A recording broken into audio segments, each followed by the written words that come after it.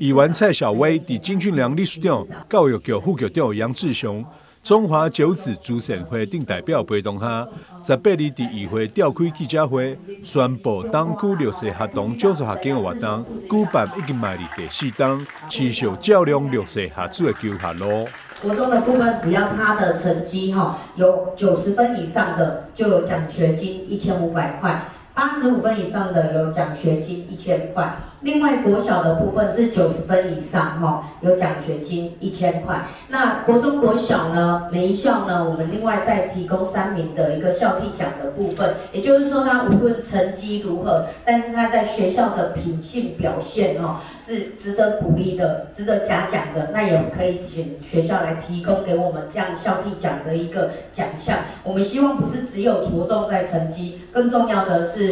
品格的一个表现啦。教育局副局长杨志雄表示，奖助学金的鼓励，其实就参像是政下希望政治同款。感谢蔡议员以及康恩金慈善爱心协会长期持续关怀。从这么多年以来，他每学期几乎都是开那将近快20万的钱15万这样花，